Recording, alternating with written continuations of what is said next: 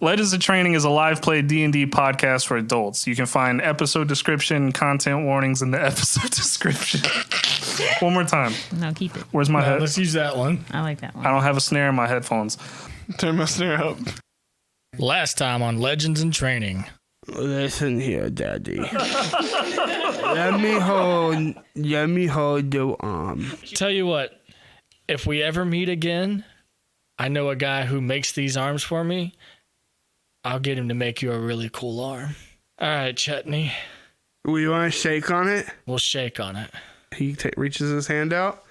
You shake, and there is a light of like this bright, like, and you feel a magic course through you. Oh, fuck. Very gently. Can I knock this kid out? It just doesn't make sense that my dad would never do something like this. You immediately, as Echo's like, we're going to continue and we're going to move on from this. You see the bags under their eyes reappear. You see them get shaky at the knees. Their armor starting to clatter. And they kind of fall into you just from weakness. You okay, bud? We're fine. It's fine. And I kind of stand him back up and say, you know, at some point you have to confront that. It's not always fun. And it opens and you hear, come in. Hello? Actually, I was just looking for my two friends. I didn't know if you had seen them or which way they went or... All right, as you're saying, I'm looking for one. You come in and you see this Layson adorned female rabbit. She gets kind of embarrassed and she kind of wraps herself up in her blankets and she goes, "Oh, I'm sorry. I am so sorry." It's and okay. I'll cover my eyes and I'll it's okay. I'll lean out of the doorway. I read I'm the so room sorry. wrong. I was just looking for my friends. No, it's my fault. It's my fault. And she goes, they last I talked to them, they said they were going to the infirmary. I'm sorry. You look very nice. Thank you. Oh, come on. Is it the same one? It's the same girl, yeah. I'm sorry. I shouldn't have come in. It's all right. I read this wrong, I guess. I'm sorry. Wait, read it wrong. I thought that I was sending signals that made.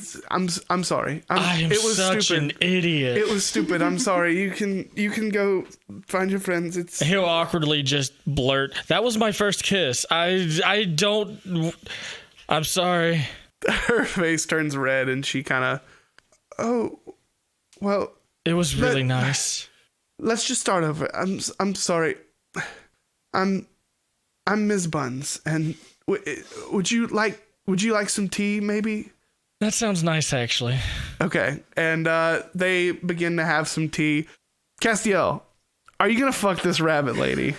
Not even Castiel, Dakota. Are you gonna fuck this rabbit right now? Why not? Fuck the rabbit. You should fuck the rabbit. Would Castiel be like... I hate these girls over here going, fuck the rabbit, fuck the rabbit! You know, if tea goes really well, it could probably lead to that.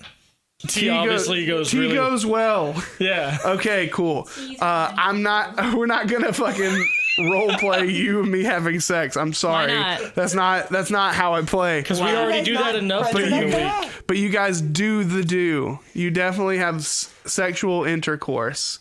Is this your first time having sexual intercourse? For Castiel, yes. Roll Okay, for cool. it. Cool.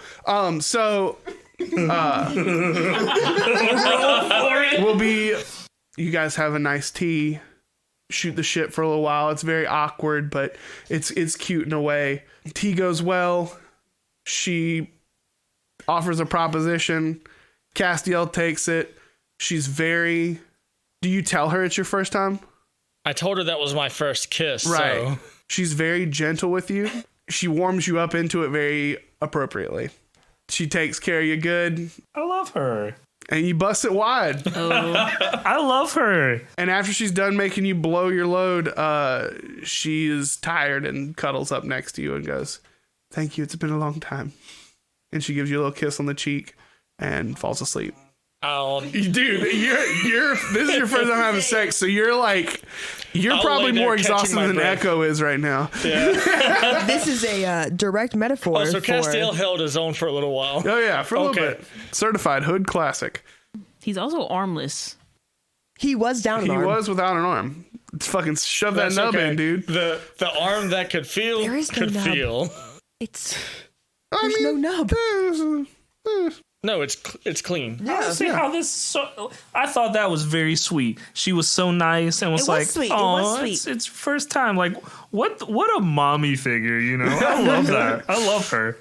I will say She's a dommy mommy for sure. Yeah. for a while he's like catching his breath and he's just like in the euphoria. It feels great. That was amazing, and it feels like he's vulnerable too, and part of him feels a little guilty. Weird. Well, just with everything going on, and instead he's indulging in this when there's so much else going on. Yeah, I get that. He doesn't ruin the moment for himself, but yeah, he just kind of has. Like, does he leave the room like guilt? Like he's like, I gotta get out of here. Like that kind of Oh guilt? no, he's tired. Okay, good. As you're kind of thinking to yourself and your thoughts are kind of They're all stewing and over. brewing, your gaze kind of meanders over to your pants on the floor, where that single dagger, that is special, that has the note written on it, is, and you see it's gone. My eyes just kind of stay trained on it. I don't move, but it just stays trained on it. Yeah, that's fine. As your eyes are looking at it, a few minutes pass by and your eyes get heavier. And a few more minutes pass by and your eyes get heavier. And you start to blink. And every time you blink, your eyes start to roll back into the back of your head. And before you know it, you're gone. I'm out. He's died. Yes. Out. Echo, Sandira, after a while, you guys are to the point where you can either go to sleep now or you can take some exhaustion and ruin yourselves. It's up to you. Echo finds the infirmary cots comfortable. For sure. I'm gonna go back to our room because I feel like it's gonna be pretty empty and open. You see Yeah, no, Echo 50 rabbits all mounted up with Aranea kind of snuggled. Still- You see still like asleep. you see her head poking out of this mound of rabbits asleep. I close the door and go back to the infirmary. Echo is out. Echo is on their back on one singular cot, and it's like the most haphazard Echo has ever been. Like there's an arm here, there's an arm over there, there's one leg completely like planted on the floor off the bed. Echo is out. I go find a bed that's close to the wall, kind of put some pillows up, and I just kind of What pillows? It's an infirmary. There's pillows. there's pillows. pillows. Haha, it's fantasy world. And There's infinite pillows. They have a pillow wand. I kind of lean up against the wall and just kind of I sit there and I think for a bit. What a wonderful world. Sorry. What the fuck? I pull out a little pen and pad or pencil and pad, whatever I can write with, and I just kind of start jotting some things down. Don't even put a blanket on your friend. Echo is comfortable. I want that very clear. Echo. Full plate armor. Yeah. Echo is like fully decked out. I just kind of started jotting some notes down, Yeah. my thoughts about. What kind of stuff are you writing down? I'm kind of writing how I feel about my dad right now. Fair enough. I think What's that kind of stuff you're saying? What are some words? I'm starting to think back to when I was younger and my parents were starting to go on these research trips. And at first I was very interested in going. But I soon found that I just didn't have the intelligence to really hang, you know? I didn't feel like I'd be much of an input there. But I always, even though I didn't see my parents much as the research started to become more in demand and magic became more of an everyday part of our lives, I saw my parents less and less, but I always aspired to be like my dad. He was a very smart man, at times emotionally cold, but I understood why as I got older. And I've always just admired him and how he was so selfless and just took his entire life and decided it was for other people. And there's so many people that live better because of that. And how it's just almost impossible for me to fathom how he could do this. And then I also start to realize, well, you know, I've maybe seen him a combined couple weeks in the last 4 or 5 years, and I start to doubt whether I really knew my father as well as the image I have of him in my head, and it starts to bother me. He's the reason I want to aspire to be something more than just Sandira the street rat. You know, I wanted to have my name be attached to something the way his was, and now I'm not even sure I know him as well as I did, but I know that I want to find him. Just a lot of conflicting feelings all around. Mm-hmm. I feel like I need to get that out there, but I don't exactly know who or what to say it to, so I write it down. I think your eyes start to get heavy as you're writing down some of these words, and you kind of take the hint from your body and kind of gather the pen and pad together and put it in one of your bags and slowly drift out in one of the cots. And it becomes morning. Yay. Aranea, you are the first awake, not by choice necessarily, but by child tsunami. Again? You start to feel yourself spinning. And as you kind of go to open your eyes, you see you are in the middle of a kid typhoon. And one of them goes, "Let's go show everybody else Spider Lady. Yeah!" And they run towards the door. The door slams open off the hinges and they take off back towards the nursery. Castiel, you are woken up and you hear a typhoon outside of the room just slamming against the door. Oh. You and Ms. Buns, she stretches and wakes up and she says, "Oh, good morning. Good morning. Whew, it's been a while since I slept that late. Well, it was good getting to know you." And she looks you up and down one time and goes, "Again, thank you and your friends so much for helping. It means everything." And she gets some of her official clothes on, and she takes a deep breath in, and she makes sure you're dressed first, opens the door. Yeah. And Hold on. you gotta say it. Is there another way out of here? She looks at you, laughs. There's and one kid I'm trying to avoid right now. She looks at you, laughs, and goes, "No." And she opens the door. I hide under the bed. She opens the door, and you're under the bed, and the room just fills to the brim, to the absolute brim with children. And she squeezes out, and they all fly out with her, and the door shuts. Strange. Last night, so was she. Filled to the brim with children. And I'm just under the bed by myself in this room. Yeah, and the door is now shut. Is this what Sandira feels like all the time? Oh, his kids running around, yeah. I will finish putting myself together and I will make her bed. Cute. I taught him that. Just a little nice thing to do, you know? That's some of that. I've been married for a little bit. Just bullshit. Just felt like a nice gesture. And then I'll go and I'll very stealthily crack open the door and peek out the crack. It's hell, dude. It's World War II out there, man. It's Army of Two. It's Army of Two, 3,000 counting. Is there another door open that I can see down the hall? The door to leave is open. You notice, like, this is just 50 of the kids. The other 50 are in the room with Aranea. And you guys both kind of woke up at the same time. Aranea's room is the one that has your boy in it. So you have time to get out of here and just find somewhere else to go.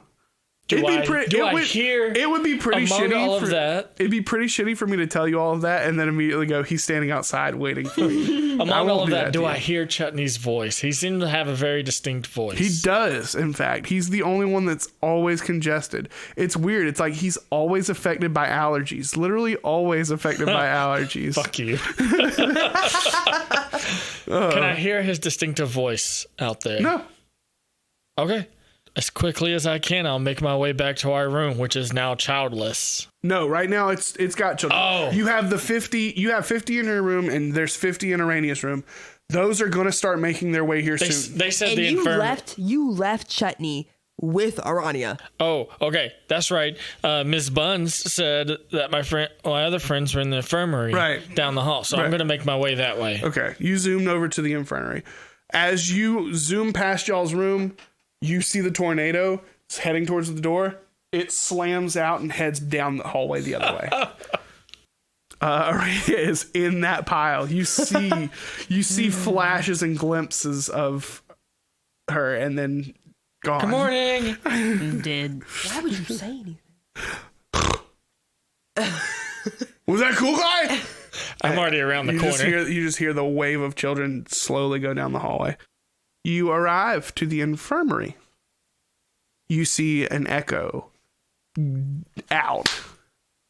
Dead asleep. You see Sandira. Sandira, do you think you would wake up early? Or you think you just kind of sleep as long as you can?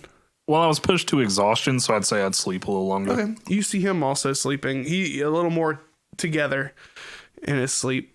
I'll let them sleep a little longer. They look a little bit worn out. Yeah, for sure. You see a lot of people in here, band-aided up, being taken. It seems like they came into hell. You've come into hope. You know, you see a lot of people being taken care of. A lot of these rabbits. For you, it doesn't look nearly as traumatic in this room.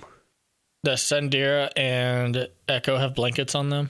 No, I don't think so. Echo looks so comfortable. I know. I'll find some extra blankets and just throw one over each of them. Okay.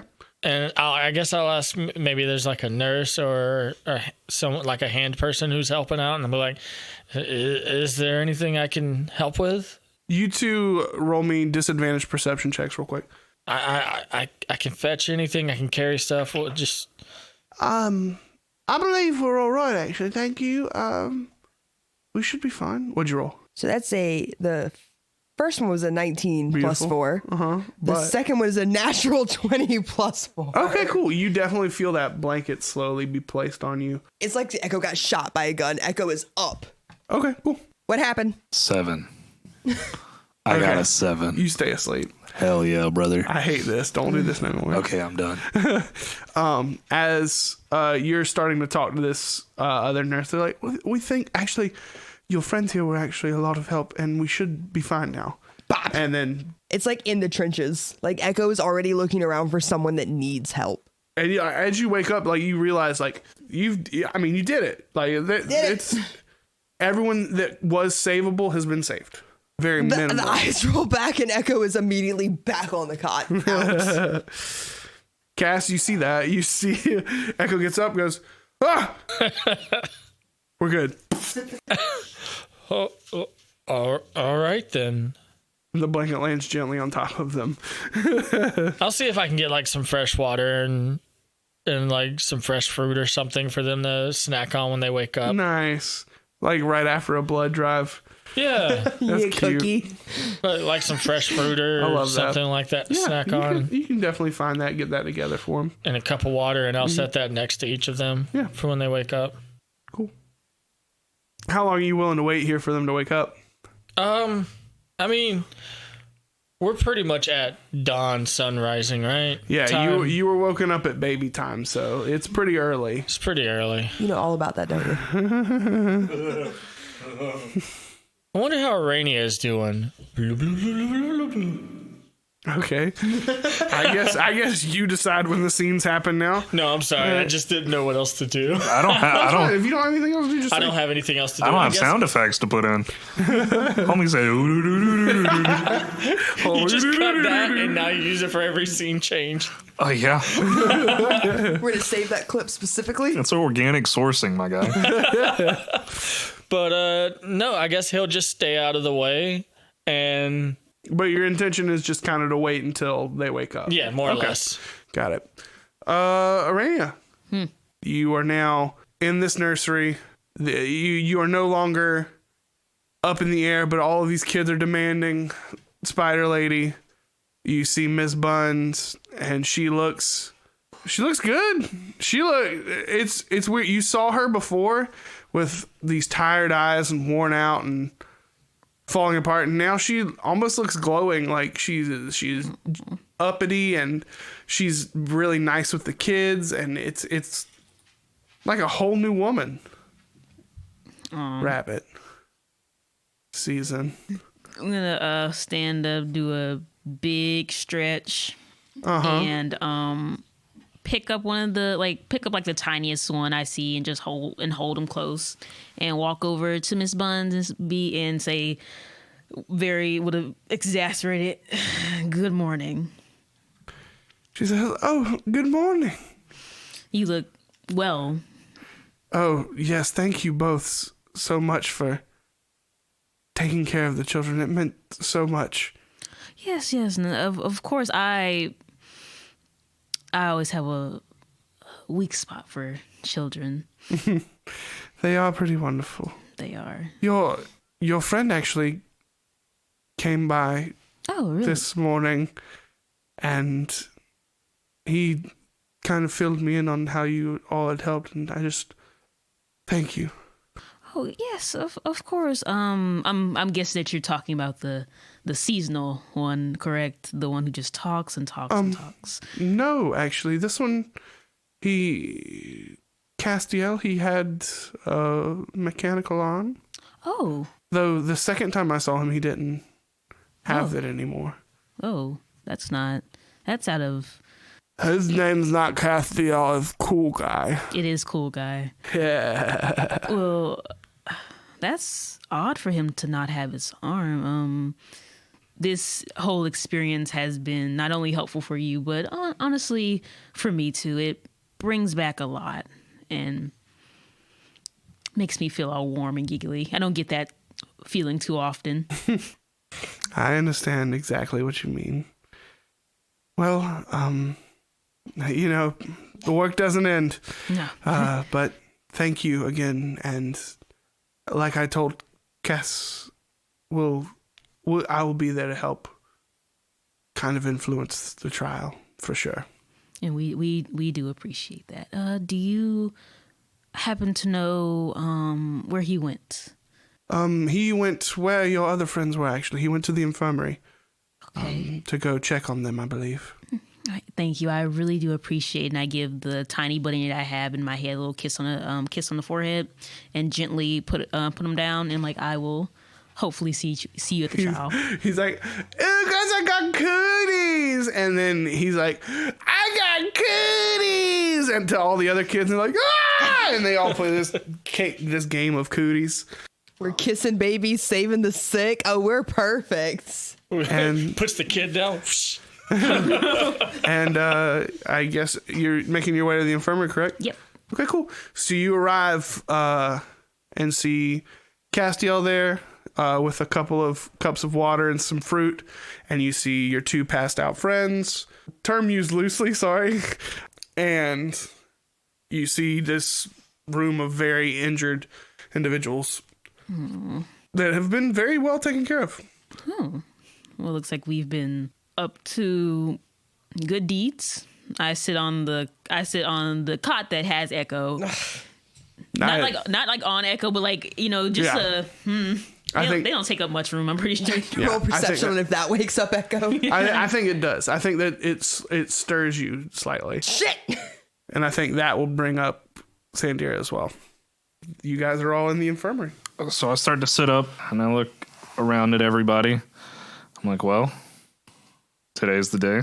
I know you'll all likely just disagree with me, but I can't help but say it, and so I don't feel guilty. I'm sorry that I brought you guys here.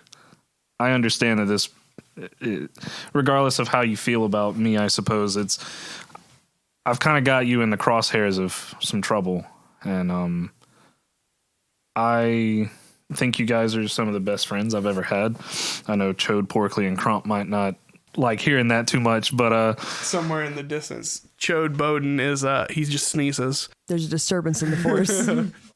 No matter what happens, whether you guys decide to leave before the trial or stick it out with me, I won't hold anything against you, but I do appreciate you guys being here. Is that it? Yeah. Did you see what you did yesterday? Yeah. And Echo starts to like get up off the cot.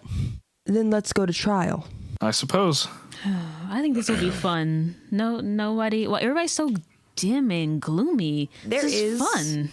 I feel like Castiel would like catch on to it. There's like a new level. Like it's a little change, but there's like a new level of acceptance off of Echo for Sandira. Is Castiel gloomy? I don't. It's not that gloomy. As he's passing out the fruit, He's just smiling. Yeah. as he's I have like This a whole- medium bowl of fruit, and I'm just like, here, y'all should have a little So- something on your stomach. so I'm guessing you guys are staying, but also, Cass. What's with the fruit? What's with I just, what's with the everything? you just gestured to all of me. I Yes. know. What's with the? You're so lively this morning. You got a little color in your face. The stick up your ass seems to have dislodged. Just had a good night's rest. That's all. Well, obviously you weren't in the room with Aranea. No. And you certainly weren't here.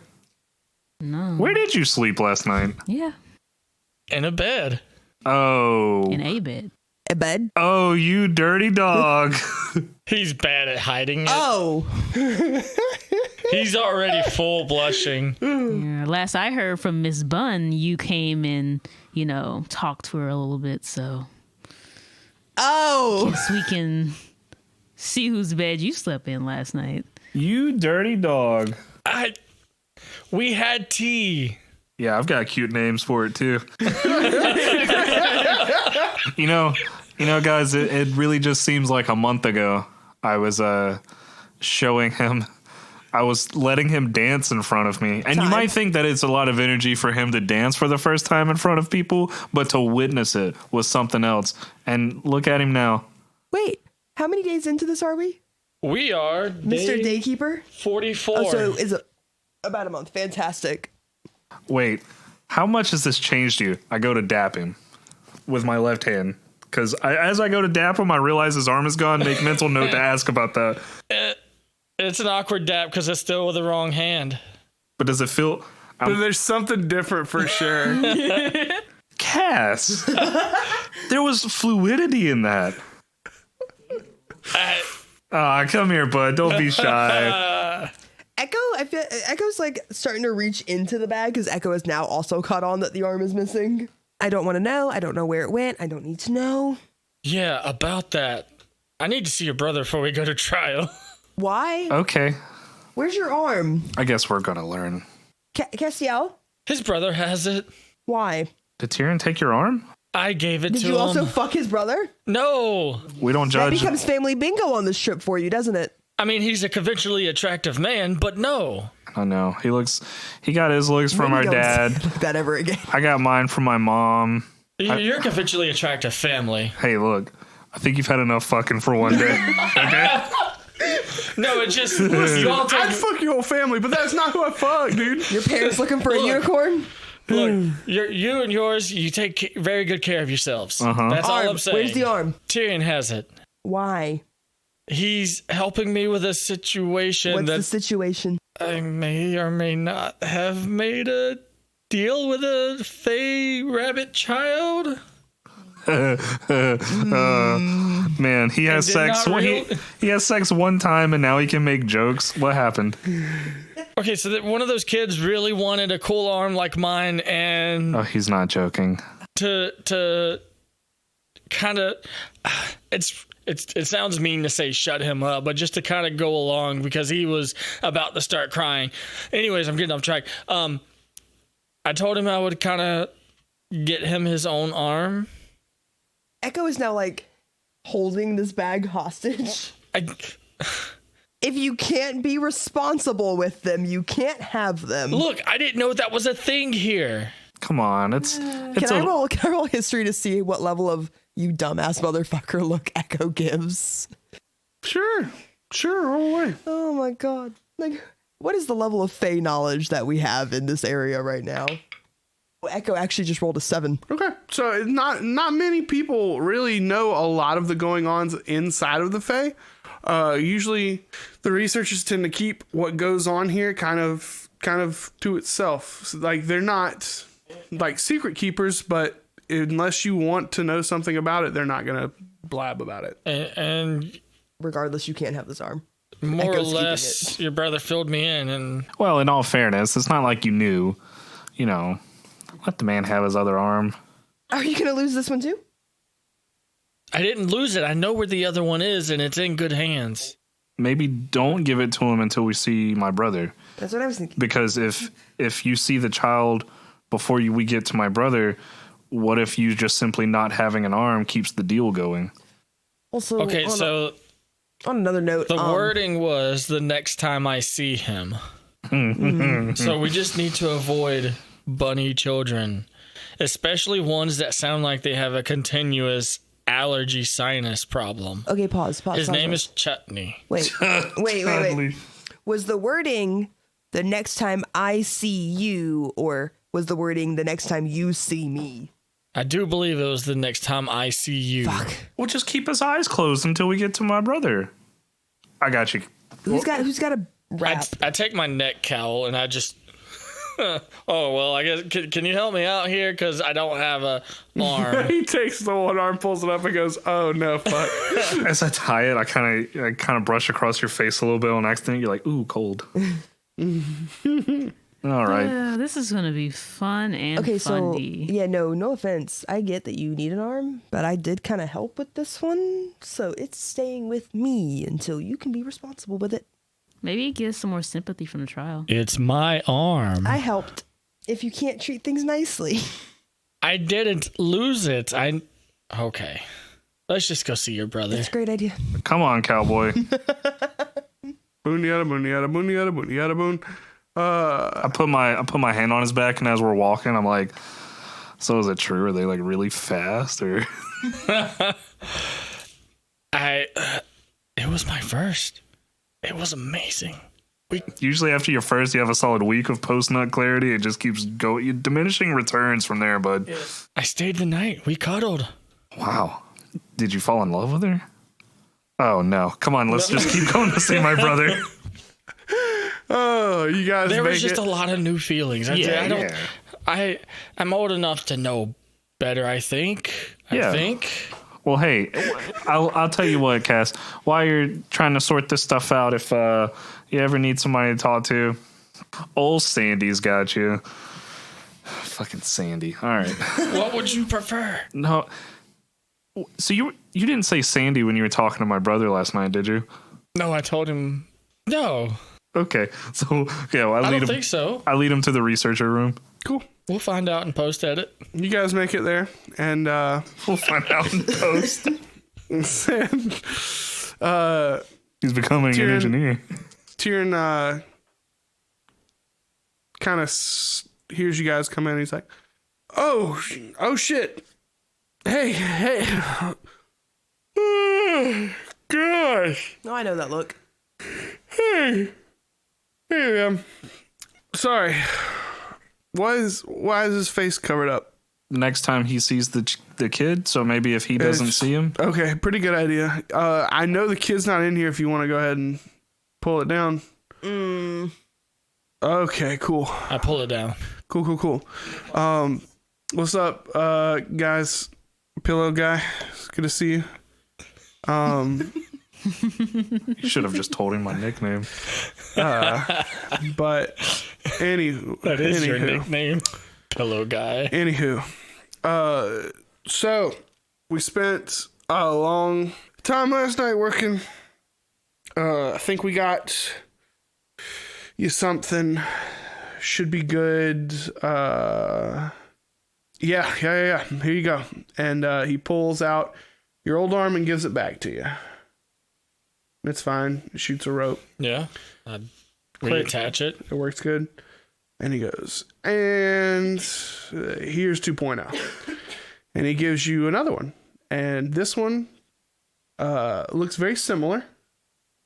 And he says, go ahead and detach that one and hand it back. Echo is okay. hand is already out for the other arm. I'm handing it to Tyrion. Okay. Yep. Good call. I take it back. All right. Now try that one out. Basically the same kind of things you were doing to launch the rope mechanism.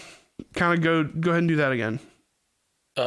Sure. I'll aim somewhere where there's nothing damageable, and I'll try to activate it. And as you have your hand open, instead of a rope kind of flying out of the arm, the fist goes flying, and it flies out to wherever you put it, and it closes shut.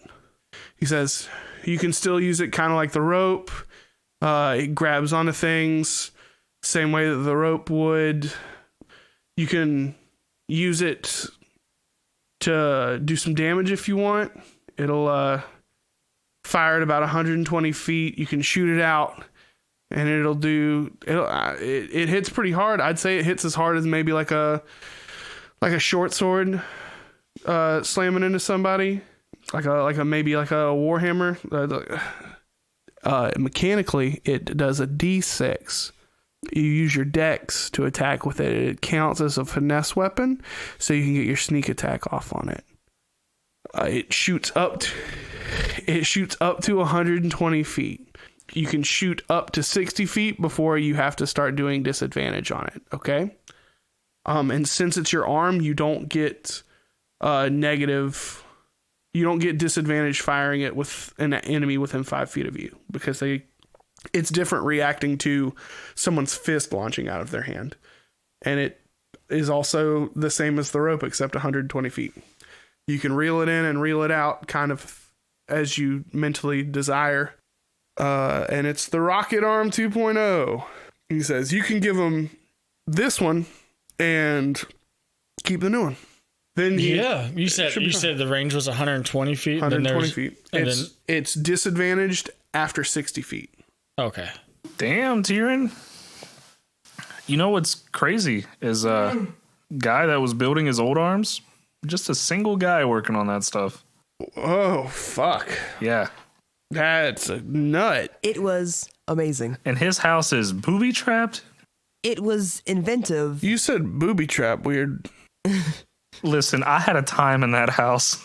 Yeah. You just weren't paying attention. I'd love to meet him sometime. Maybe when we get back out of here, maybe you can introduce me, Cass. That'd be cool. Yeah. Wow. Absolutely. I will be honest. I don't like people often. I liked him. He was very nice. Could you imagine? I look over at Cass. I'm like, could you imagine Tyrion, Echo, and Doc working on some shit together? Echo just looks at Tyrion like, a secondary glow comes over Castiel. Like, man. The Robot Arm 3.0 is just a mech. not even 3, 4. We go straight to 4. We skip 3. We go straight to Mach 4. Straight to 4, and it's a mech. Damn, by the end of that, I'd have an arm. I don't fucking know. Or maybe like the fucking gear from Attack on Titan. 3D movement gear.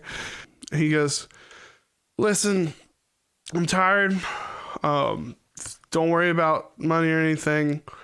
Let's just call it even for you guys helping us out with the Giants. Thank you. I'm fucking tired. I'm gonna go to bed. Hey, Tyrion. I can't thank you enough. Yeah. You didn't have to do that for my friend, but I appreciate it. Hey, he's not just your friend. And he points over and she goes,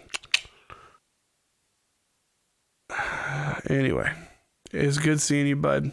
Oh, yeah. I was going to come to this trial thing, but like, I'm fucking out of it. I think Mom's still going to go.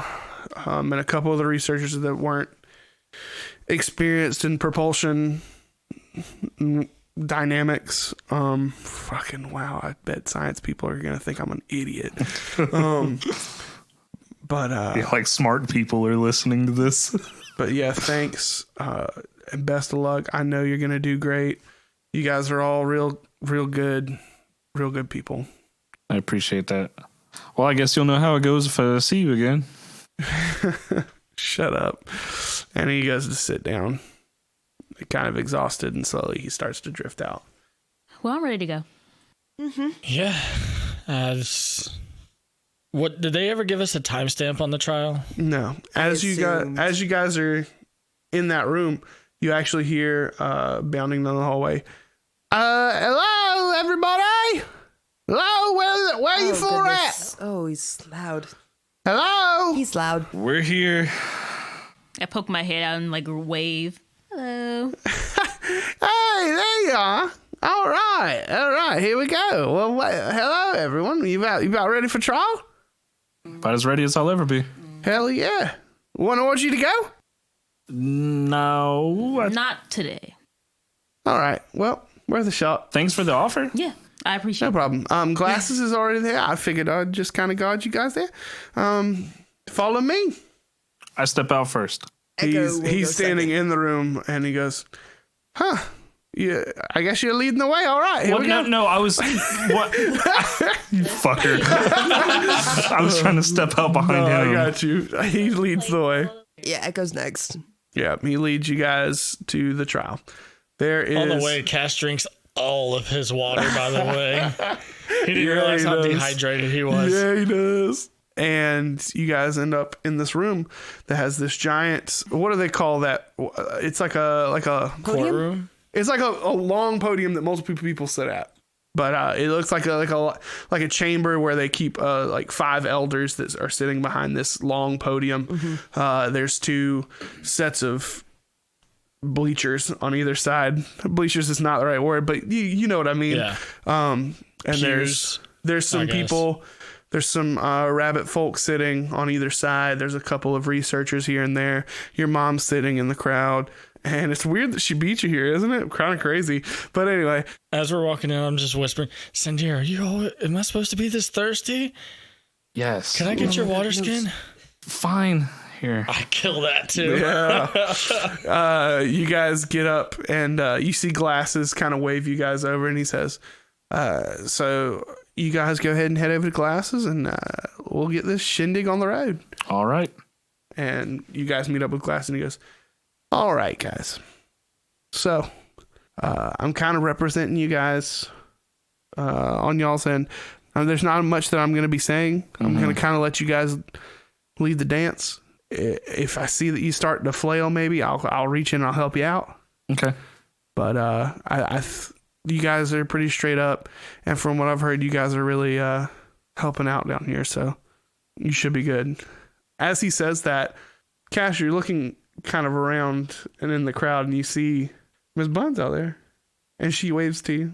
And I'll nervously from my arms down my side, and I'll just kind of wave my hand a little bit, so blush a little bit.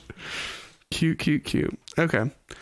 And then as Glasses is kind of sitting there and explaining to you guys how everything's going to go, the doors that you guys came through swing open again, and it's a loud crack against the wall as this larger, nearly 8-foot rabbit, hulking mass, fucking jacked. If Donkey Kong was a rabbit, you got me? Damn. Comes through, and he's wearing this plate armor, and he's got this giant, battle axe on his back. Rabbit, more like Jacked Rabbit. Jacked Rabbit. That's actually his name. No, I'm just kidding.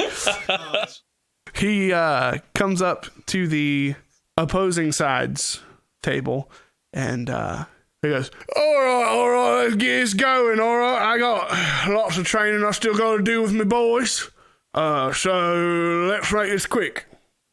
And the elders up at the front go, court will now begin the trial on whether we will provide safe sanctuary for the researchers or if they will be penalized for causing the giant's rage, begins now.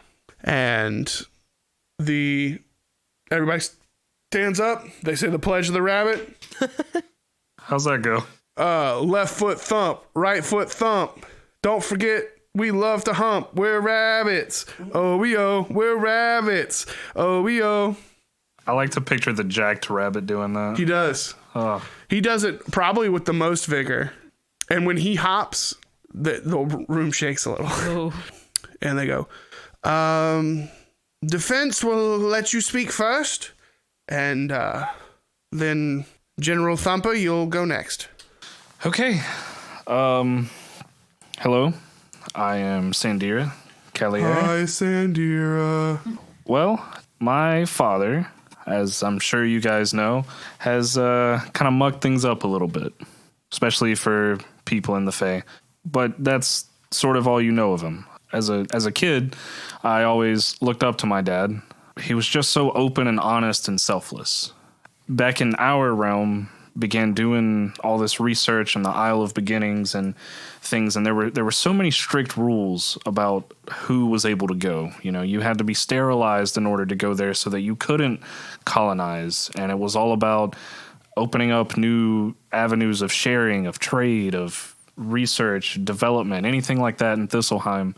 And research led by him, or as you may know him as Torani, is the reason Thistleheim is so diverse as it is, opening up trade to places that had never seen Thistleheim before, and they came to live there. And how I met a personal mentor of mine, Pishka, just through the types of effects that Torani had on the world around us. And as he led the team, and I kind of gesture over to the researchers, all 5 of them were like, woo! Even they will tell you that he was just as, if not more strict than what state regulation would allow.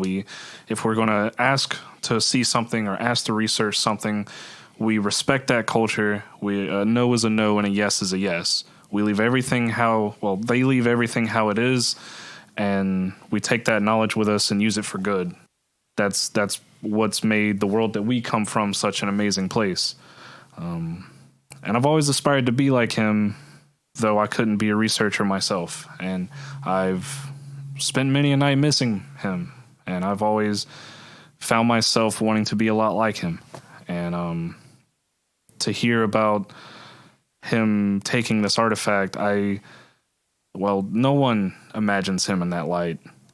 And I can't for the life of me figure out why he would go against the wishes of another culture and take from them. I know that the blow it takes the blow to me personally is nowhere near as great as what everyone here has experienced, but it hits me deep in my DNA. It just feels like something's trying to claw out of me, and I can't describe it. And after being here for a night, I got to see firsthand just what kind of damage that's done. Echo and myself were in the infirmary last night helping a lot of your wounded to at least become stable. It's shown me just how important, honestly, the teachings of Torani were, and the kind of effects they can have when someone betrays that. And knowing that he himself betrayed it, you're right, it's unforgivable, and I understand why we're doing this. What I do want to offer is that I would like to be charged with finding him and understanding why this is happening. I can't for the life of me think that it's just him acting out on his own volition. Even more so now, just as another kid here, I just need my dad, and I need to know that he's okay. And whatever is causing this, and unfortunately, even if it's him, I feel like I have a duty to my family and to the people that's always looked up to him to end this. I guess from there, the rest is in your hands. But I do hope that you hear me out, and if there's any way that I can help or help you understand what's going on, I'd be more than happy to. I think that's all I have to say. Anyone else from the defense? Would you like to speak? I'll turn to you guys, going, it's okay. This is my responsibility. No, it's our responsibility. We were tasked to deliver research materials, and now we are here. Yeah, I mean, hell, not to mention we were, as part of Ishtari, we were delivering materials to the researchers to help protect them against what was going on. Turns out what was going on was something Torani did. Again, the emotional pain that is causing me is nowhere near as great as the pain that you see in your people every day. And witnessing it firsthand yesterday, even on a small scale, it's just allow me to do this not only for myself, but for the pain that it's caused to you. The balance is wrong, and now it's in our best interest to put it back, regardless of how we do it. But it is our responsibility to do so. Yeah. I step forward and I stand with Sendir. Whatever he's charged with, I wish the same. Very well. Now the defense will speak, or the opposed will speak. General Thumper, begin. All right. Very nice little speech. Oh, me dad's bad. I understand. La, la, blah, blah. But in the end, this is our home. And we deal with things our way. All right? What we should be doing is getting me Thundershock troops going in, finding this individual, taking him out, getting that crown back, giving it back to the giants, restoring balance. We trusted them. They broke our trust. Now it's our job to clean up their mess. No offense to you folk, but you don't know how this realm works. You just said yourselves you're not even members of the research team. So I'm assuming this is all of your first time even being here. Am I wrong? No. There you have it, Court. I've lived here my whole life. I've trained young ones to fight. I've led the Thunder Troops. Hell, they're named after me great-granddad. Were those your Thunder Troops in the infirmary? Some, yes. I would wager a majority, actually. You'd be surprised how many we still have. Did we not just spend all night stabilizing, if not saving, most of them from the brink? Would not the best first wave be allowing a chance at reconciliation? If I may, I think not being part of the research team plays into our favor here. Of course, I understand you don't trust the research team because, well, if I had to wager a guess, you're not too familiar with the inner workings of it and how they all worked under the same code, one person detracted. Fine, you don't trust the researchers.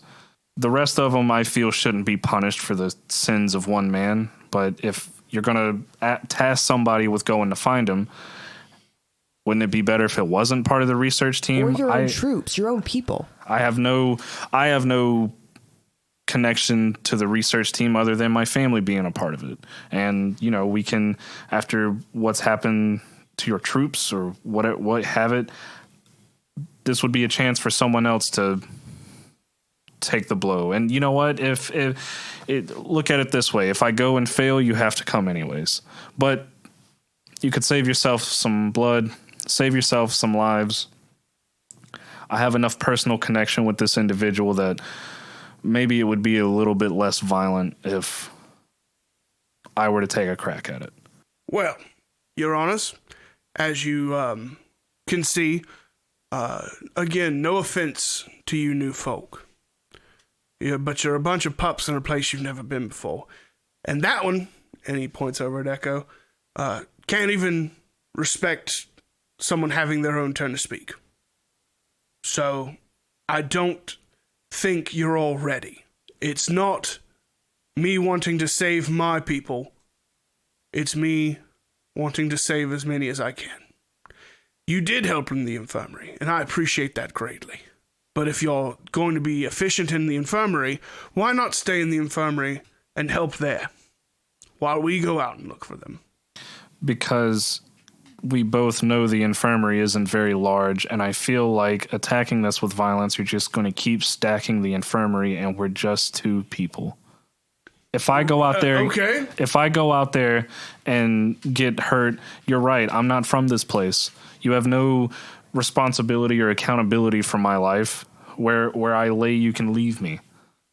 There's no loss whatsoever in me going out there and getting myself killed. However, you have a duty and a responsibility to these people. And this is about somebody not from this place wanting to go and take care of somebody not from this place. Well, I appreciate your point.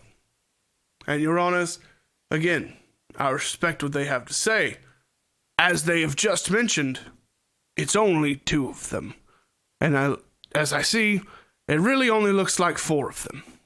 And they just don't seem equipped for the task. Yes, you sending a couple of flies out to take care of a frog when you have spiders, it just doesn't make sense. I've spoken to others of the woodland folk. We've been in touch with the lupine, and they've offered a hand in extension, and the avians, and they're also willing to work with us. We have the opportunity, but there's no helping someone that's been overcome by this crown. And someone who's played a farce for as long as your father did, to become so corrupt, it just... How can you promise me that you won't be clouded in your judgment? Because just like my father, before I have a family, I have a duty to the living things of this world, just as he taught me. No, there isn't a single life worth overtaking the entirety balance of nature and how things work. And as much as I can see why you may not believe me, I think that bringing that balance back and restoring things is much more important than how much I love my family. I just, because I thoroughly believed the things that he was saying, and that this is for the good of humanity. It's never for the good of one person. And it's just words. I get that. But words that your very father has said, probably in his own. And look at where he is. Went a few centuries without ever breaking them, and suddenly that changes. I don't even have a few centuries on me yet. Let me ask you a question. How long would it take for you to get ready? If we took proper time and gathered the appropriate resources, maybe 3 weeks. I'll tell you what. What if you make it 4? Allow some of your men to recover just a little bit longer, increase your numbers, let us go today. And if you don't hear anything from me by the time you go to leave, then it's your way. But if you're going to be taking 3 to 4 weeks anyways, I'll go. If I can get it figured out before then, who knows? Maybe we find that we come to a head and find out that we're on the same side. But for the good of myself, well, for the good of you people, for the good of my family, and just for a chance to know that it's not really my father, I'll go today. In this case, everybody gets to do what they want to do. Miss Buns stands up, and she says, Your Honors, may I speak for a moment, please? Of course. Miss Bunn, you have a brief time now. We need to move this court along. At least 2 of the individuals in this group, I can guarantee you, have no intentions of harming any of us. They helped me with the children and spent so much time enjoying them and playing with them and making merry, and gave me a break that I needed. And the way they were with these children, it's just, I'll forever be in their debt for it. And as she says that, she kind of looks into Castiel's eyes from across the room. And then Chutney goes, Yeah, and that's cool guy. And he made me a promise. That's cool guy. I'm pillow guy. Mm-hmm. Hey, cool guy, you said. Cool guy. Cool guy, you said. Did I see him? Are you going to ignore a child in a public courtroom? I am wearing the old one, right? You have. I don't know whether you're wearing it or not. I don't know which one you're technically wearing right now. What did I say earlier? I don't think it matters which one you're wearing. Because they both do the same thing, basically, right? The new one's better. Well, you know what? I'm wearing the new arm, and I'll gesture to Echo. I was like, "Can I?" My old arm. Which one? The one with the The rope. Okay, cool. Child safe-esque one. Echo starts like digging into the bag of holding. That. Oop, nope.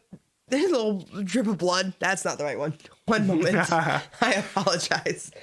Echo pulls out the arm. Your Honor, may I? Of course. Yes. And I'll Yes. walk over to Chetney, and I'll go, deal's a deal.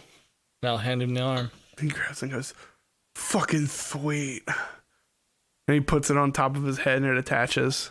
He goes, this is sick. Your Honor, cool guy is cool.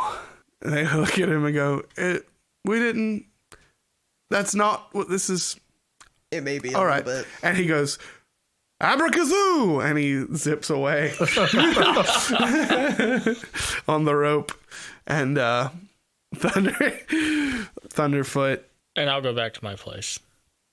looks at you all and goes, huh, made a deal with one of us. You made a promise. All right, I'll let you go. I don't see a problem with it, Your Honor. If you're allowing, I would wish to propose an offer. And they look and say, propose. You, what's your name? Sandira Caliera. Sandira. I will make you a deal. If you promise me you will do everything in your power to stop your father from being the one he's being, I'll let you go. You'll have 4 weeks. We'll get prepared. No problem. I turn and look at my mom in the crowd. But if you hesitate, then that's it. Yeah, I turn and make eye contact with my mom just to see how she's reacting. She's worried. I'm just kind of nod at her. I turn back to Thunderfoot. Thunderfoot, I will do everything in my power to stop him from being who he's being. I just want to make sure we have the understanding that coming in contact with him, murdering him is not going to be the first choice I make. I just want to make sure that, I will approach it away from other than violence.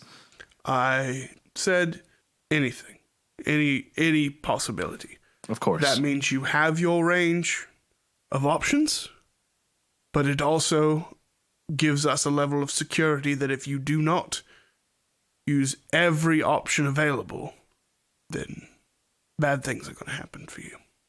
If it comes down to it, you'll have to do it. And all of a sudden, the whole courtroom's like, oh, he did a rhyme.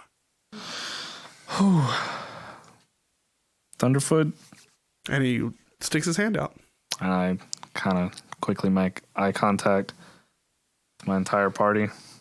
I trust you. Deal's a deal. I stick my hand up. He shakes his hand. He shakes your hand, and he slams his foot on the ground, and a strike of lightning comes down and ignites in the palms of your hands as another Fey promise is made. Which, for all intents and purposes, if there's no other option, and your dad's there, you're gonna have to kill him. If there's no other option, you can do every option before that. Yeah. But if not, you're basically a walking nuke. That's okay, though. Love that. Anyway. I love that. So for what you. happens to us if we fail? Nothing to us. Well, it depends how close you are to him Yeah, it's specifically. when it happens. To who? Me. Sandia. What happens to him? Who knows? We'll find out. I'm almost positive, Cass, that if I hesitate and don't exhaust every option, I just explode. Most likely, I'm dead. He's become the equivalent of a nuclear firearm that has a very specific trigger. They're gonna get these giants one way or another, basically. Yep. Are you prepared to do that? Well, Cass, the way that I see it, if I don't try everything, they're gonna kill him. And if that's gonna be the only outcome, I guess I'd rather do it myself. Ladies and gentlemen, if there's nothing else, court is adjourned. Thank you. And one of the elder rabbits slaps their gavel against the fucking table. Fuck it. They use their foot. They all slap their foot on the ground. And Man, I love this place. and court wraps up. Very flexible people. And Thunderfoot Very flexible. comes over to you. And he's like, listen, I didn't want to say this in the court, but that promise, you can still run. If it comes down to it, and you don't think you can do it before you find your dad, you can run.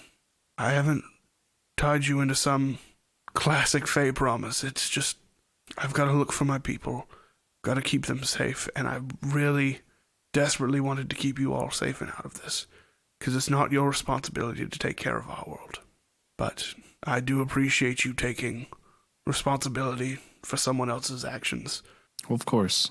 I feel as though it's my father's actions that's brought a lot of this onto you, and so my name does bear some responsibility. And sure, while we're being completely honest with each other, maybe protecting your world isn't my number one priority. It's just a byproduct of my number one priority, and that's good too. And so, you know, the way that I see it, not that this says anything about you, of course, but I feel that if I don't do something, there's a greater chance that he'll die, likely at your hands. And I feel if there's a way to exhaust literally any other option before that, then I'm the one that's got to see that through. Family's important. It's unfortunate seeing an elf like you blue at such a young age. I'm sorry that you've been going through a lot. I wish you the best. And he gives you a pat on the shoulder, and he begins to walk out of the courtroom, the ground shaking with every step. I say thank you before he turns around. Give him a... We have that we have that classic man-to-man, like, understanding nod. Yeah, you know? I know. Bury it down deep. Bury it down deep, thank you. Yeah, and those... Hypocrite. I kind of turn, and I'm like, oh, man, words sure have effect on me. Because he said that, and I'm like, damn, I am a little too young to... Wow. All right, well, fellers, it's early in the day, so it'd be a good time for us to make preparations to hit the road. Of course... Is it midday or is it early morning? 'Cause I feel like that didn't take long. It's early, so... We can just go. Yeah, It didn't take long. but Sounds good. I need to talk to my brother, Yeah. and I'd also like my mom present. Fantastic.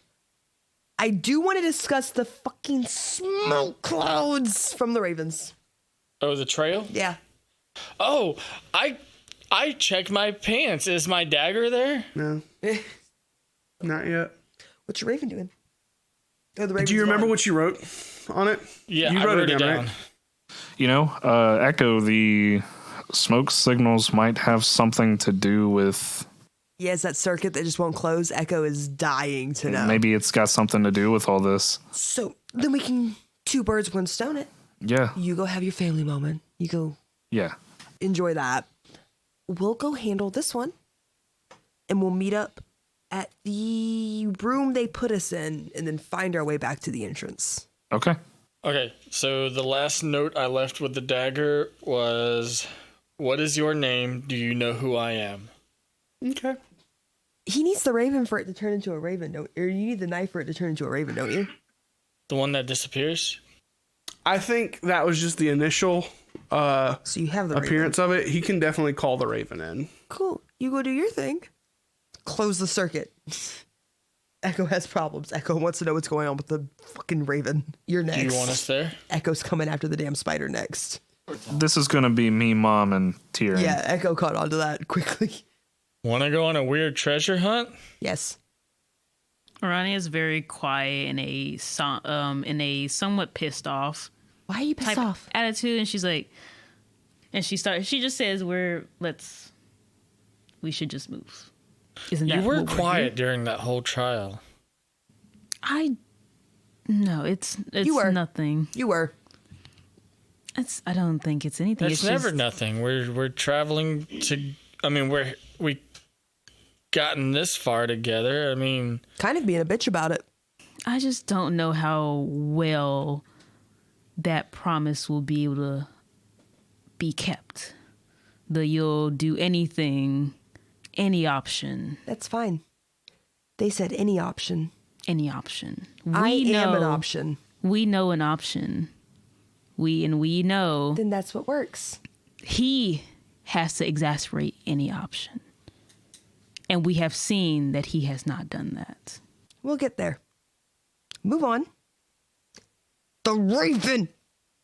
Please. Oh God damn it. Please. Hold on. It feels like there's something to, talk through here. Oh, I can talk through that very quickly. Cutting them off does not give them a voice. The floor is yours. Oh, aren't you so gracious? I just feel like this group has very different ideas of do anything, such as at the cart. So many people died when all we had to do was take out 2 guards. Seems like we cannot exasperate any option. You all hold life beneath you so highly that you can't take out a simple person to save the lives of so many people. Yes, God. So can you honestly, Sandira, exasperate any option you have? Because if you can't, you just signed your death wish. Yeah, so while I really appreciate your concern... It's not a concern, it's a fair point. I know. That's why I called it a concern. While I appreciate your concern, understand that I'm the only one this really affects. So whether I do it or not, if I don't do it, I die. If I do it, I don't die. Nothing happens to you. But things have happened to other people. You have to understand that you, honestly, both of you have blood on your hands. The entire guard ship died because you could not take it out of your morals. You had to be the good guy, the hero, to not kill 2 simple guards. You have blood on your hands. So no, it does not affect only you, Sandira. You've killed. I also want to point out that before you even knew about the guards being bad, the first thing you suggested was, I'm bored. Let's kill everybody. But I didn't. So excuse me for not taking the first option I'm given by a murdering psychopath. I do remember that it was the third option that I offered. So And my friends died. My friends did die, actually, now that she's brought it up. And we buried them. Your father is responsible for the deaths of that doesn't matter right now. Of people. It does matter. It doesn't. No.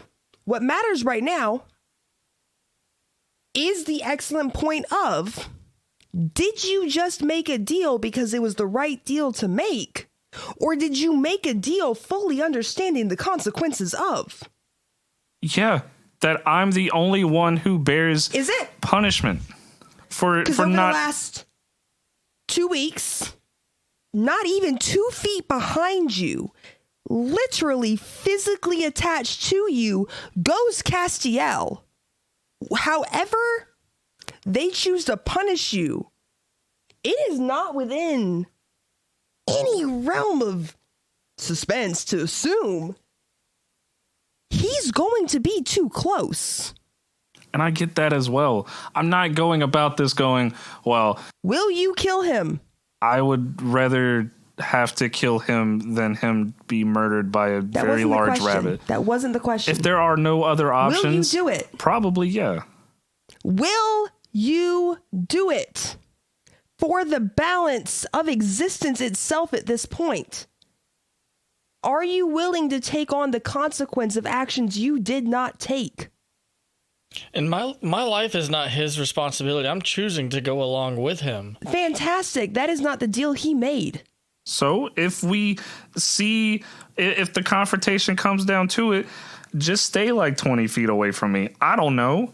I don't know what it means for every option. I'm going to exhaust every option, but it is ingrained in me and has been ingrained in me that the balance of humanity has always been placed above everything else in my family. So push comes to shove, sure, I do it or I don't. That's what it comes down to. Have you ever had to? I see this as a chance to save my father. Whether that's him as a person or from a gruesome death. It's going to be gruesome either way. It is just death. Because that's not the only option. It's not we don't know that. It's not guaranteed that he's going to have to die. It isn't.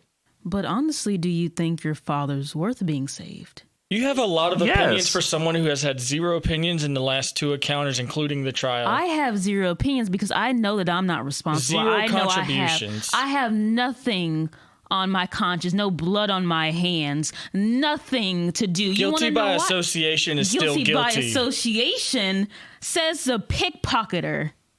Guilty by association says the one who's in a cult right now because you couldn't keep your hands to yourself. Guilty by association is the one running from his own crimes. You could have spoke up when we were talking about the 2 guards during the caravan, but you didn't. Nothing. You kept your comments to yourself. I said what I had to say, you and have I no said, stones to cast because you're just as guilty. Then where is my opinion? Who had all the guards killed? Not me. You were a part of it. I gave my 2 cents. Who killed all the guards? You by association. You are guilty by association. Okay, then don't go. We all have Don't go? Don't go. I'll go. We all have that blood on our I'll go hands. throw my big pole at my dad by myself, and when you hear a distant explosion, you go, "Well, he's dead," and find your happy asses way back to Thistleheim and go along being big old Vishtari, going and spinning a web and going, "Ooh, I'm horny for Muscle Man," and you can go hang out with my friends from Solstice because they actually kind of like you, and I'm not going anywhere. so you guys can. So this is what we're faced with. We can sit here and you can point fingers and say, "Oh, he's not going to do it. He is going to do it. He's not going to do it." No one's making you stay. I would love for you to be here. I still like you guys, even if you're all mad at each other. But at the end of the day, like I've said, I will always love for my friends to come with me and be a part of this with me, because if it was happening to you, I'd be right there. Because when we were at the trials, I watched somebody get killed in front of me. And when one of you reached a hand out to me, I didn't act cold and push it away.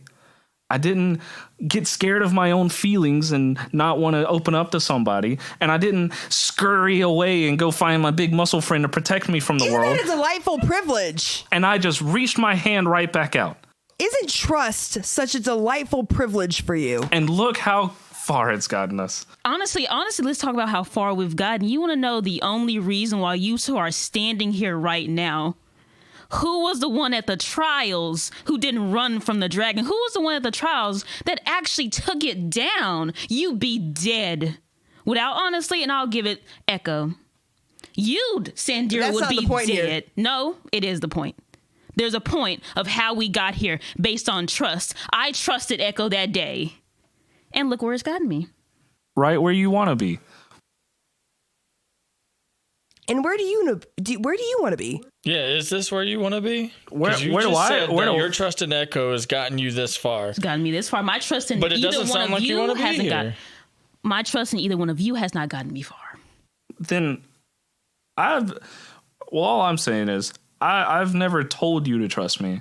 You make that choice. Just because murder is the easy answer doesn't make it the right answer. Wouldn't say it's easy, but it is the right one. And I just want to know, are you willing to do that? To protect the lives of... It's an option. It's not the only to option. protect the lives. Before I shook his hand and understanding the weight of a promise here, I understood that is an option.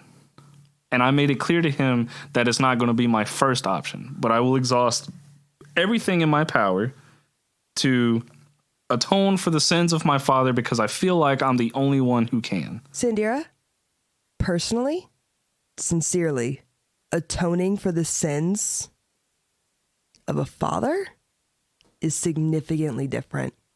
How is that different? It is heavy, my friend. It is heavy in ways that you don't know. Okay, so Listen, no, this is not patronizing. This is not it. This is not for the argument at which we stand now. This is personal. I need you to understand that this is a different weight from just killing a giant or bandits. And my only concern is that you have now committed yourself to something that is not a unicorn that is looking out for you. This is not a unicorn that wants your help. This is not your brother who loves you, your mother who loves you. This is soul wrenching. This is faith tearing. while I may not be able to feel the full weight of that, my two options are, do I atone for his sins or do I carry the weight of his death without ever trying? Then I pull back, and Echo holds out their hand. They said, any option. I'll be an option. As in? I will be an option. At your discretion. When in Fae, do as Fae. You're young, Sandira. I know. In the sake of the balance. I cannot allow this to be someone else's responsibility. And there's like a slam of metal as like that shield with the scales hits the ground. That is my purpose. And this is his. I appreciate that. Allow it to be an option. An option. Just an option. But understand that I'll exhaust all of mine first. That's all I ask. I appreciate that everyone wants me to understand how heavy this is, but I also understand that if I had not put myself forward, that I would have been carrying the weight of just someone else murdering them and me never having tried. I couldn't, especially when I'm in a position where I can step up and try. How do I look at my brother and say I could have tried to save our dad and I just didn't? How do I go home to my mom and say, sorry, you're a widow. I was too scared to go face him myself. Like a bow and a quiver. That's all it can be. No guilt, no weight. It is what I do. That's a decision that I'll make when I feel the time is right. And there again, however you feel about it, you'll have to trust me. Can we all agree on that one? That's his door to close and his alone. That's one. As long as we all know. That's two. Cool. There's three. And I've already offered that makes four. The matter is settled. Should hearts change, I'm sure there's a way to get back to the regular plane as soon as possible, somewhere. I'm done wasting time. As long as you know, as long as we're here. Their children's life is at stake. I am done wasting time. Let's not forget about that. Wasting time, Echo. Seemed like we do that a lot, don't we? As everyone's exiting everything, I do want to stop Miss Buns.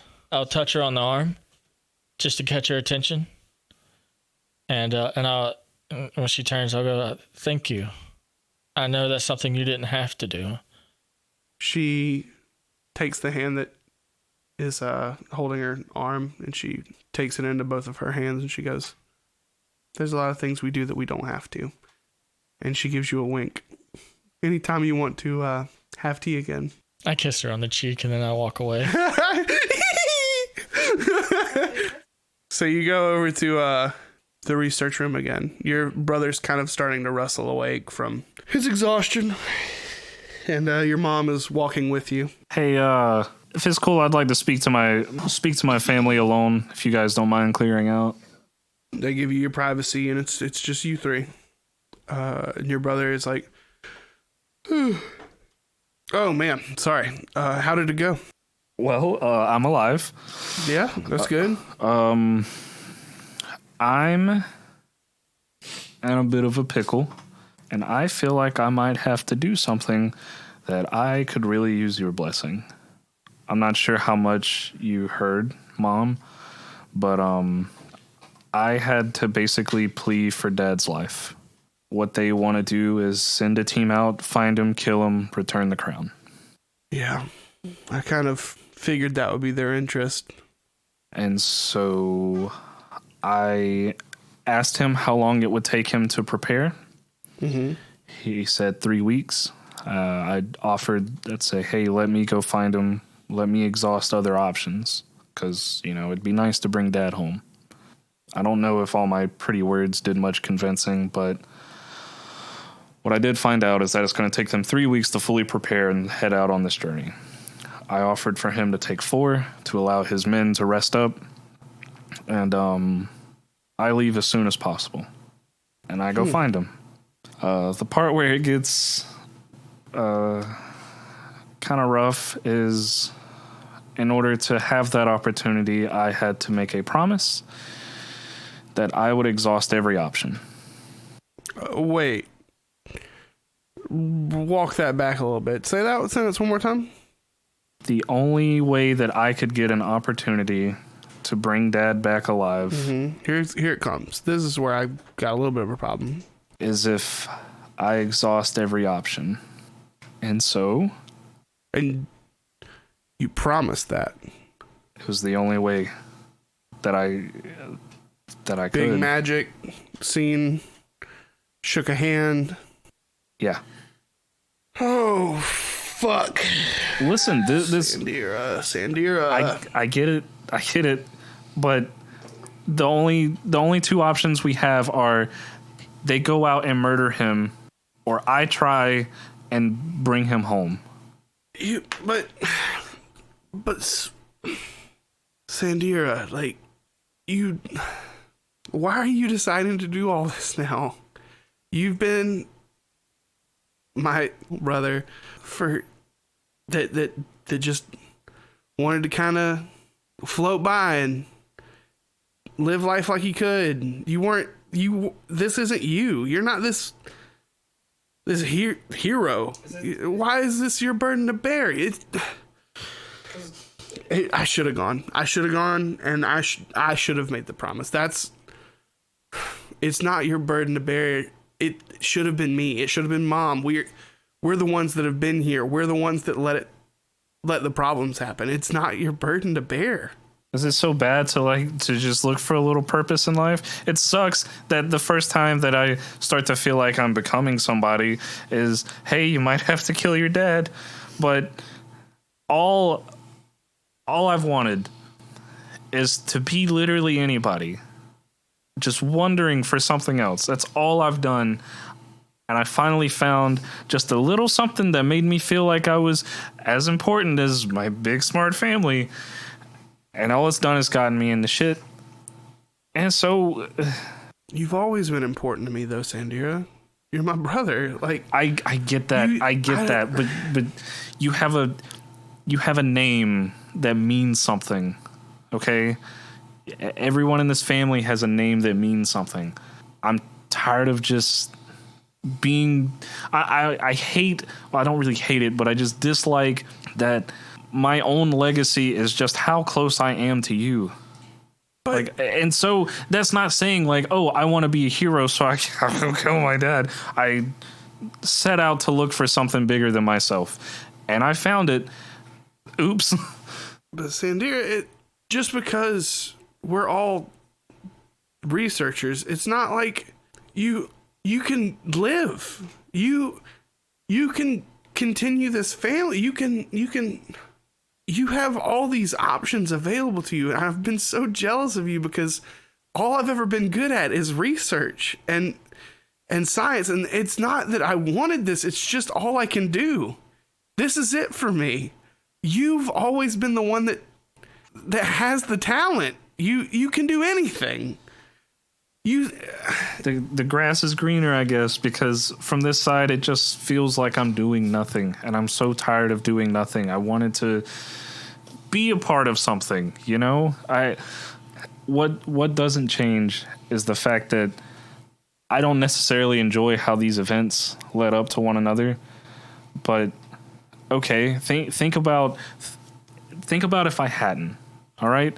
Think about if I hadn't seen you in that portal on the island fighting for your life and we didn't show up. What would have happened to you and Mom? I don't know. I don't know what would have happened. You're right. I'm extremely thankful.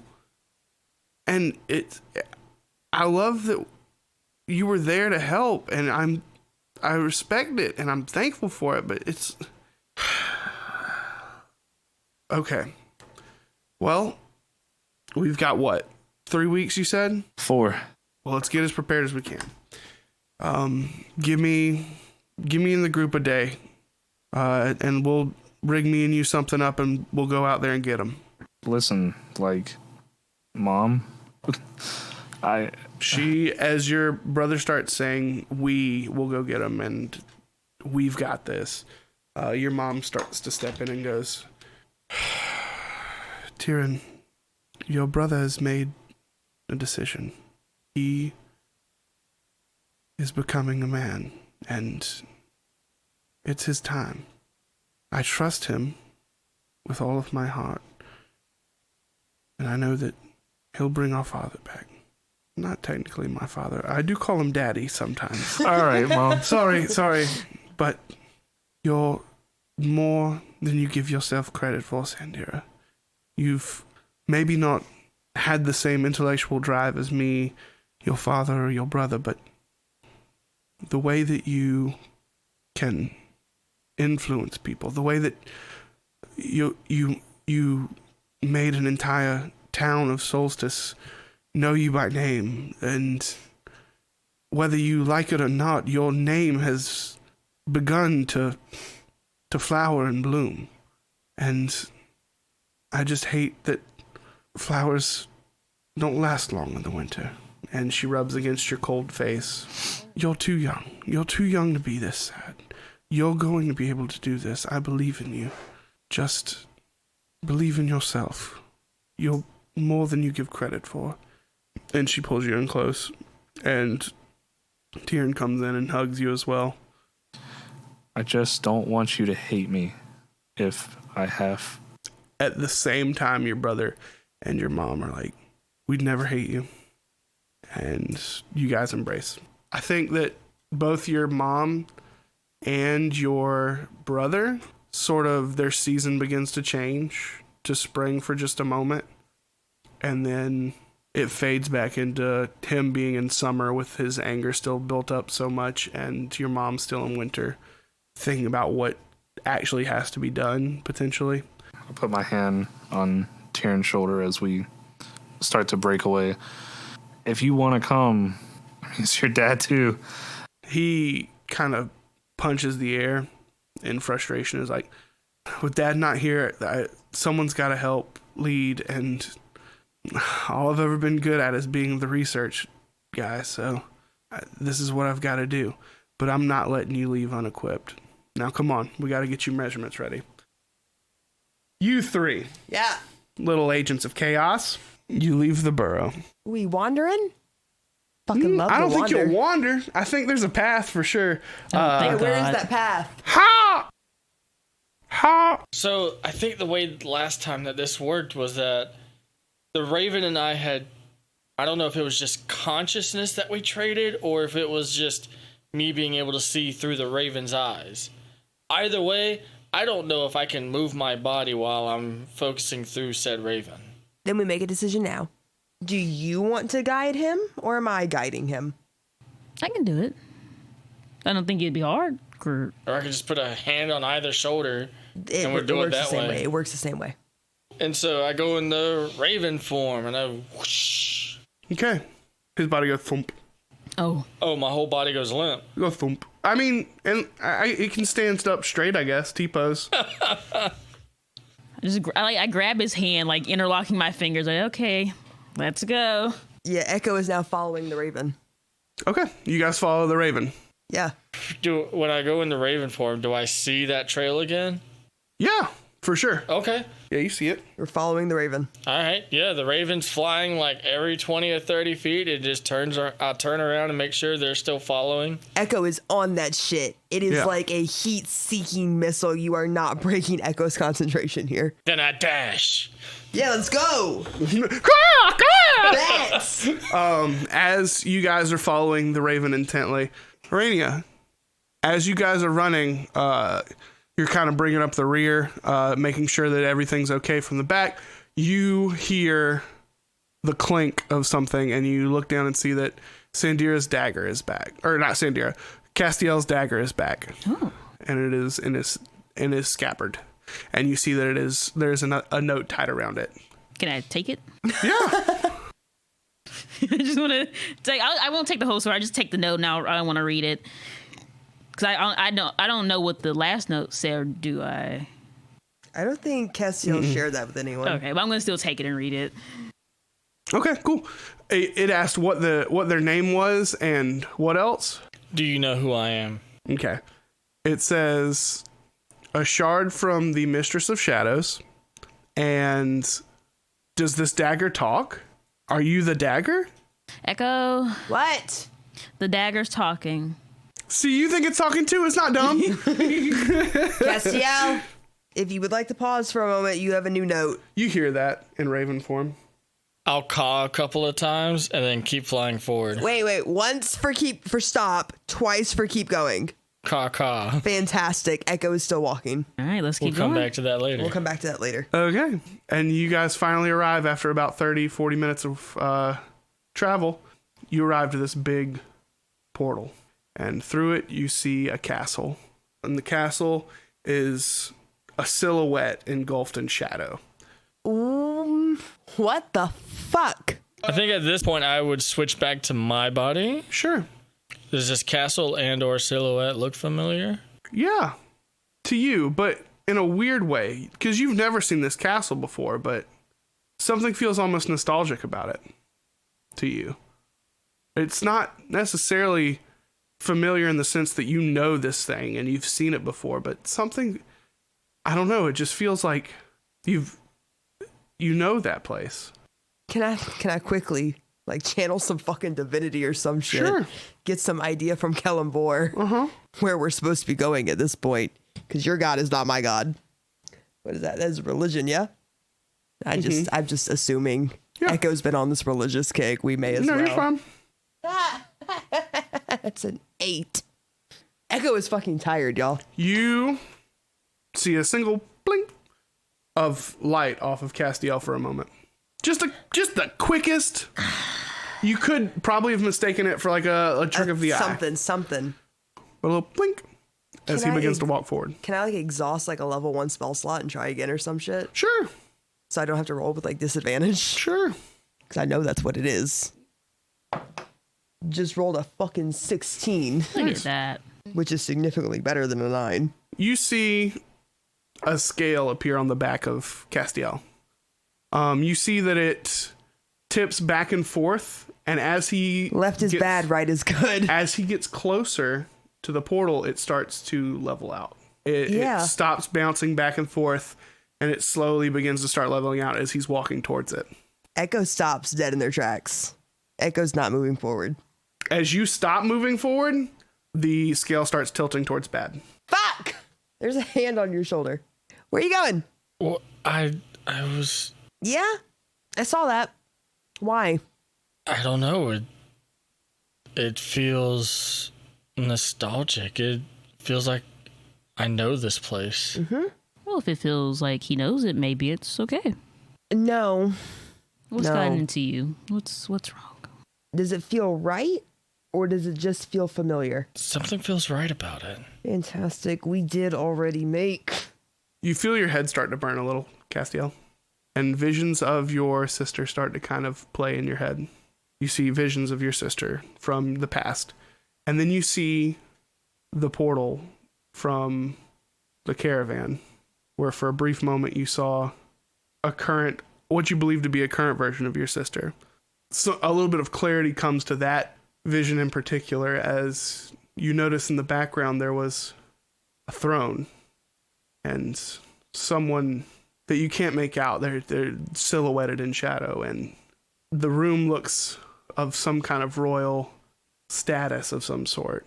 You remember seeing your sister looking you right in the face, and you look out from it, and there's a window that you can see through in this instance of a memory, and through it your eyes zoom in and you see this portal and you looking in. I think it's my sister. You see the portal begins to kind of extend out towards you, and you see a hand begin to form. What are you doing? A massive hand, by the way. This is huge, and it reaches out towards you. Does it look like the same hand that came through and dropped the dagger in my lap? No. This is very different. It looks like the portal itself is kind of manifesting into something to reach out to you. Oh, fuck. What are you doing? At this moment, he's like talking out loud, but he's going through his thoughts. It's like, I told Sandir I'd be there for him. Make a decision. As it gets close, it's getting closer and closer. And I step into the hand. Echo's going with him. And envelops the two of you. Aranea, what do you do? I'm actually gonna go back. Interesting. You both are enveloped in the portal. It pulls you in, and Aranea, you watch it close behind them. So, Echo, Yeah. Castiel, you are pulled through this portal, and for a moment, the air releases from you. Your skin becomes cold. You feel, instead of air, as if you're inhaling something thick, mucus-like, as the magic of this shadow realm envelops around you as it pulls you through. And before you know it, you guys are sitting in an alleyway in a very large, structured city, engulfed in shadow, and it is raining. Echo looks thoroughly displeased. What are you doing here? That's a fantastic You weren't question. It's your lead. Go. You balance back. His scale balances back Yeah. out. And then it fades. I am not a bad person, Castiel. I never said you were, but this isn't... The balance is the balance. Sandir needs all the help he could get. Not according to some. Follow your path, please. And Echo just sort of just like a really abrupt, like just go forward gesture. All right, Echo no we're longer here. wants to discuss this. We're here. You begin to sort of work I your just way don't. into... I just don't walk out of that alley. I sneak up to the edge and I peek around. You look around and you see cobblestone paths, large, multiple story buildings, light posts that have weird. It's like a lamp, but it's weird. It's like it sucks in shadow. It's not that it makes the place brighter. It removes a little bit of the dark. Ooh, I like that. Yeah. You see glitz and moments of dark little creatures flying throughout the sky. Some people ride by on little floating vehicles, just lightly hovering off the ground. What do the running people around. look like? I think you know. I think you know what they look like, bud. There's a nice little mesh of people, but there's definitely a good handful of shadow elves. Is it primarily shadow elves? Like, would you say like on a percentage, like 90% of them are? I'd maybe do like their half, and they're the majority, but there's definitely others. There's definitely a bunch of other Would little. it be safe to assume that Echo is races. definitively like a minute minority at this point in time? Actually, believe it or not, there are definitely Fantastic. there are definitely changelings here. Okay, if I didn't, I was gonna say it might be safe to blend in. Echo was already thinking about that. Coincidentally, believe it or not, you guys both just happen to be races that are Super normal. are normal here. So for your first times, probably. Yeah, actually. But you also notice some of your distant species relatives, mimics, are also here. I love mimics. But they're not sitting as a chest, fucking waiting for someone to open them. They're also functioning in the world, but instead of them changing into people, they change into items. Like, there's a sushi chef on one of the corners, and he turns his hand into a knife, and he's cutting with it. I try to peer off on. Roll me a dex saving throw. But Echo is enthralled. Dex. Yeah. Dirty 20. Cool. Let me see. Now, if this is an attack against something I can see, Roll me a perception. Let's see if you can see it. Ooh, it's high. It's high, though. You gotta beat a 25. 16 plus 2, 18. Okay. Yeah, Echo's So you walking backwards. you don't see it coming. However, an individual kind of tackles you down, or attempts to tackle you down. Your muscles kind of kick into action, and you have the upper hand. You've kind of worked them down, and you see a cloaked figure underneath you. When I worked them down, I've already got a dagger to their throat. Without even saying anything, I just pull the hood down. As you pull it down, guess what? What? Guess what you see, bud? What do I see? You see your sister Psionica as she spits in your face and goes, "Oh!" I immediately fall back onto my hands and my butt, and I go, "Sai, is that really you?" Aranea, you arrive back at the Briar Patch in the burrow. I'm gonna go and find Sandira, see wherever he is. Not really in a rush though. You kind of make your way to the research group, and you see Sandira getting fitted and a group of people working on making materials. I'm gonna make my way over. Like, can I talk to you? It's kind of an emergency. Are you here to scold me again? I'll do that later. But now it's about the other two. Well, we're kind of getting fitted. I don't think you can just tell me. I will lean in very close. I like turn like the other way from leaning really close to his ear and like, so we followed the Raven and it made our way to this shadow portal thing, kind of like the portal that we came in. Castiel and Echo went in and it closed. The portal is gone, and so are Castiel and Echo. Oh, and so is half our combined strength. Yeah. So what do you want to do with that information? Hey, fellas, can you make sure this armor is like extra padded? Hey, it's Tyler again, and is that a new cologne? I can smell you from here. Thank you so much for tuning into this week's episode. I said we'd be going the trial, and I always keep a promise, even if I have to break it first.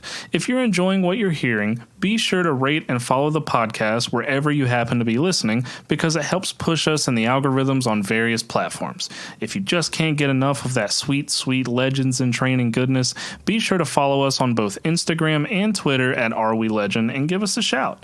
We'll post updates on what we're all up to and, of course, keep you up to date on episode releases.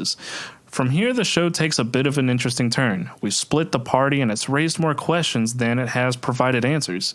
Does Sandira and Aranea have what it takes to uncover the truth behind Torani's wrongdoings? How did Castiel and Echo make it back to Sandira before they're needed? All of this and more next time on Legends in Training. First off, kind of break character a little bit. I'm great. We're all good, right? I'm fantastic. We're all good? I'm fantastic. That was so good. That's mostly for the crowd at home. Yeah, I'm great. I know. No. There was so much drama I could fucking bust a door. It was so good. I loved every fucking second of it. There was really good parts. Of the biggest emotional That was parts awesome. that we've had. I was so thus scared. far. Love it. I was scared. It was awesome. I loved it. Were you afraid it was about to turn into a real fight? No. I never. wasn't. Get I him never down. No, worried. it was good. It was so I good. had good feelings. It was so good. Okay, I just wanted to make sure 'Cause I was everybody was still good. cracking up in Just a between. good check. Just a good check for everyone. I just want to make sure Tyler, we're good. you good? Yeah, I'm good. Phoenix, are you I'm good? good. Baby, you good? That's I'm all. ready to That's get up all. and throw Okay. hands right Cool. now. So now, Throwing let's hands kind right of figure now. out what's going on next. Yes. Yeah.